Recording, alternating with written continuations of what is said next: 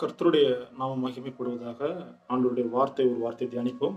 யாக்கோப்பு 3ஆம் அதிகாரம் அதனுடைய 1ஆம் வசனம் சொல்லுகிறது, என் சகோதரரே, அதிக ஆக்கினை அடைவோம் என்று அறிந்து உங்களில் அநேகர் போதகராகாதிருப்பீர்களாக.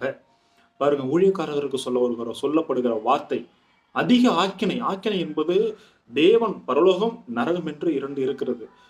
நீதிமானாய் இந்த பூமியில இருந்த இயேசுனுடைய ரத்தத்தினால மீட்கப்பட்டு மரித்து கிறிஸ்துவுக்காக ஜீவியமாய் வாழ்ந்த ஜனங்கள் பரலோகத்துல தேவனோடு இருப்பாங்க.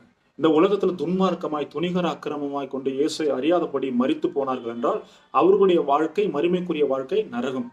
ஆனா இந்த இடத்துல மென்ஷன் பண்ணி சொல்றாரு, ஊழியக்காரங்களுக்கு ஆண்டவர் சொல்லுகிற வார்த்தை, என் சகோதரரே, அதிக ஆக்கினை அடைவோம் என்று உங்களில் அநேகர் போதகராகாது இருப்பீர்களாக.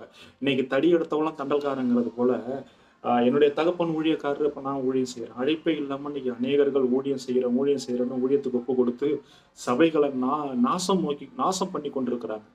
அதனால தேவன் உங்களுக்கு ஒரு அழைப்பு வைத்திருக்கிறாரா? உங்களுக்கு ஒரு சபையை கொடுத்திருக்கிறாரா?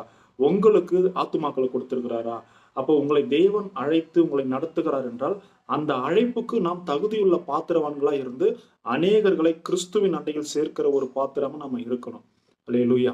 நம்ம அநேகர்களை கிறிஸ்துவின் அண்டையில் சேர்க்கிற ஒரு பாத்திரமா நம்ம இருக்கும்போது தேவன் நம்மை ஆசீர்வதிப்பார். மறுமைக்குரிய வாழ்க்கையும் தேவன் நமக்கு தருவார். இல்லைன்னா நம்ம கடமைக்காக நம்ம ஊழியம் செய்து கொண்டு இருந்தோம் என்றால் தேவனுடைய வருகை மிக சீக்கிரம்.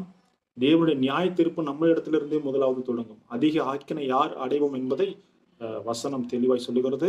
அந்த வார்த்தையின்படி நம்ம வாழ்வோம். கர்த்தர் நம்மை ஆசீர்வதிப்பார். ஆமென்.